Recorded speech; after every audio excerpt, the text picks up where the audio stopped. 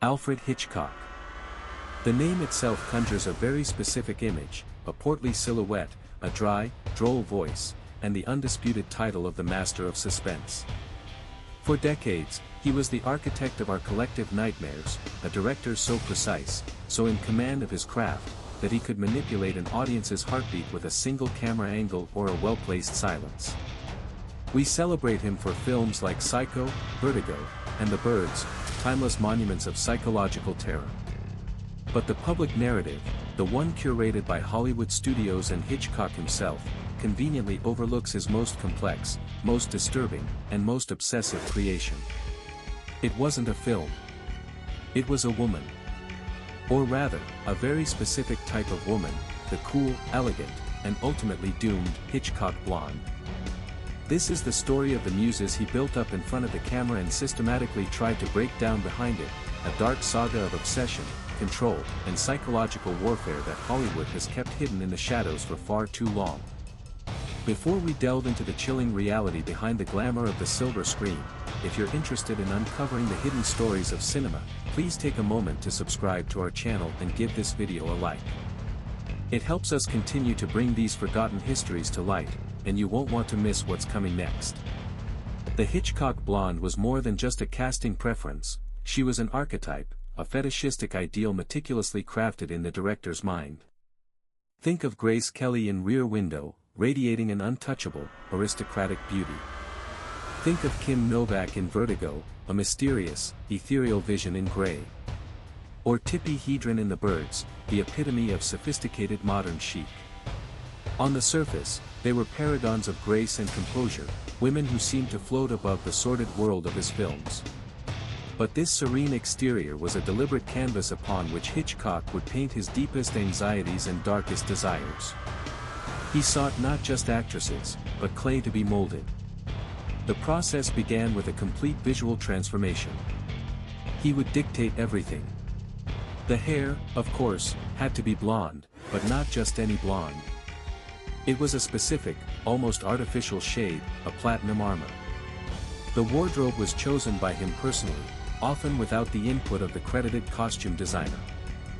He obsessed over the cut of a suit, the fabric of a dress, the specific lingerie the actress wore beneath her costume, details the camera would never even see. It wasn't about fashion, it was about ownership. He was dressing his dolls, programming their appearance down to the last detail to match the fantasy in his head. This level of control was unprecedented and deeply unsettling. He was effectively erasing the woman who walked into the audition and replacing her with his own creation before a single frame of film was shot.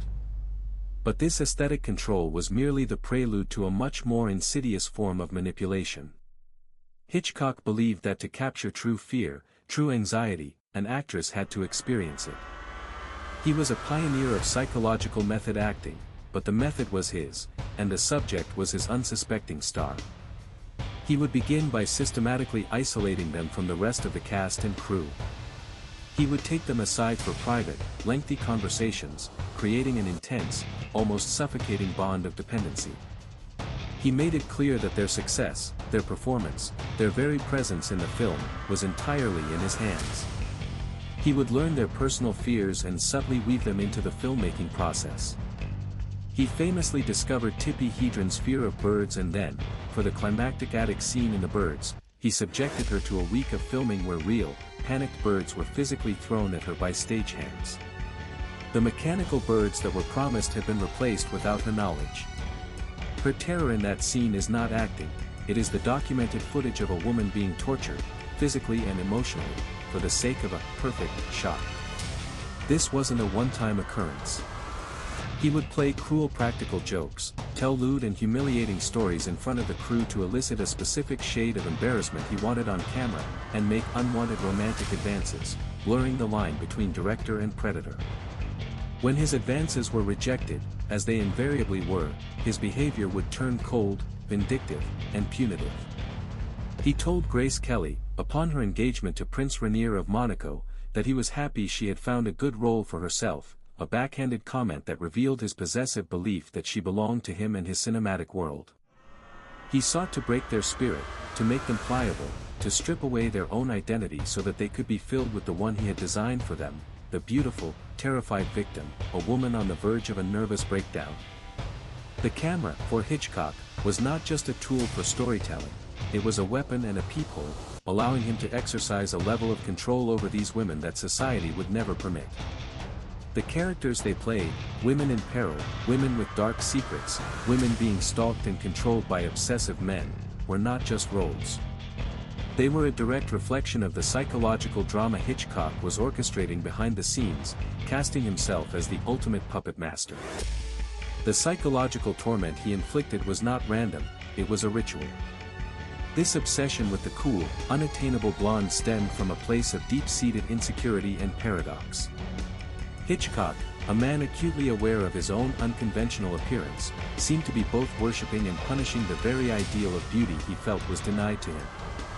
He was drawn to women like Grace Kelly, not just for their talent, but for their aristocratic poise, their social standing, their seeming untouchability. He would then use the power of his position as director to systematically break down that poise, to prove that he, Alfred Hitchcock, could control and possess even this perfect feminine ideal. It was a dark, cyclical psychodrama where he cast himself as the Pygmalion-like creator, but one who sought to shatter his creation once it was complete. The on-screen narratives became a chillingly accurate reflection of this off-screen dynamic. Consider Vertigo, perhaps his most personal and revealing film. It is the story of a man, Scotty, who becomes pathologically obsessed with recreating a woman, Judy, into the image of his dead lover, Madeline.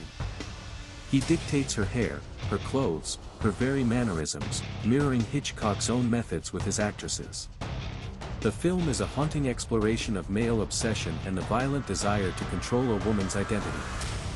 But seen through this new lens, it ceases to be mere fiction. It becomes a cinematic self-portrait, a blueprint for his own behavior, and perhaps, an unwitting confession. The parallels are too precise to be a coincidence, revealing a director who was not just telling a story, but exorcising his own demons on celluloid, using his actresses as the vessels for his darkest fantasies. What do you think?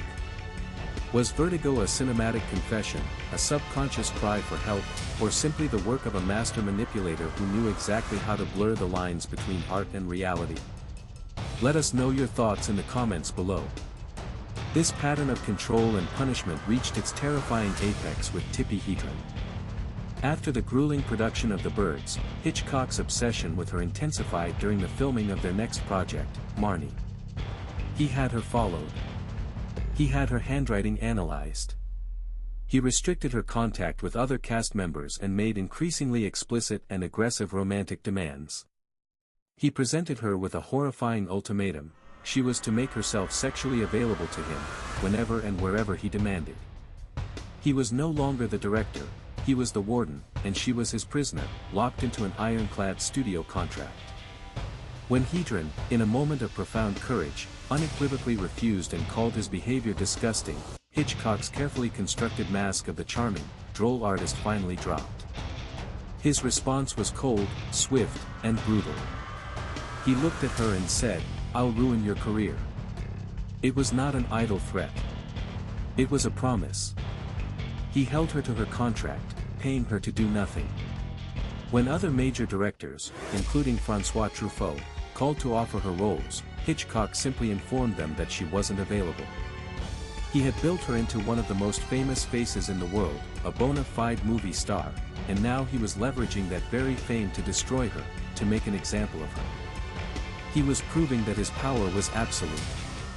He could give stardom, and he could just as easily take it away, locking his rebellious creation in a gilded cage while he held the only key. The Master of Suspense had engineered his most cruel plot twist yet, not on the screen, but in the life of the woman he had once called his discovery. He had made her a star, and just as easily, he could make her disappear. And Hollywood, in its complicity, simply looked away. The silence that followed Hitchcock's threat was not empty, it was the sound of a career being systematically suffocated. This was his final, most perverse act of direction. He had placed Tippi Hedren in a prison of his own design, and the Hollywood system was its warden. For 2 years, she remained under contract, a star in exile, paid weekly to sit at home and watch her own momentum die. Every offer that came her way was funneled through him, and every offer was met with the same dismissive reply: she was unavailable. It was a lie, a masterclass in professional gaslighting. He was not just preventing her from working, he was erasing her from the industry she had conquered. But Hitchcock underestimated the one quality he could never control: her resilience. When her contract finally expired, she was no longer the hottest property in Hollywood, but she was free. Hedren would go on to work for decades, in film and television, never again reaching the A-list heights Hitchcock had promised and then denied her, but always working on her own terms. She channeled her energy into a new passion, animal advocacy, founding the Shambhala Preserve for exotic cats. In a profound and beautiful irony, the woman who was famously terrorized by birds on screen dedicated her life to protecting captive predators, a testament to a spirit that refused to be caged. This story, however, is bigger than one woman's courage. It is about the architecture of silence that enabled a powerful man to operate with impunity for decades. Tippi Hedren was not an isolated incident, she was the culmination of a pattern. Kim Novak, the star of Vertigo, would later speak of the immense pressure and psychological strain of working with him, of being molded into his fantasy against her will. Janet Leigh recounted the unnerving psychological games he played on the set of Psycho, all in the name of capturing a believable performance. The stories were there, whispered in dressing rooms and at private dinner parties, but the machinery of Hollywood was designed to suppress them. The studio public relations departments worked tirelessly to cultivate the image of Hitch, the charmingly macabre genius with a dry wit. The press, dependent on studio access, printed the legend. In an era before women in the industry had any collective power, to speak out against a director of Hitchcock's stature was not just career suicide, it was professional heresy. The system was complicit because Hitchcock was not just a director, he was an industry, a brand that generated immense profit. And in the cold calculus of Hollywood, profit has always been more valuable than the truth. Knowing this, we can never watch his films the same way again. They are transformed. The suspense is no longer just about the plot, it is about the palpable anxiety of the women on screen. The themes of voyeurism, obsession, and male control cease to be clever artistic motifs and become a chilling codicil to his real-life behavior.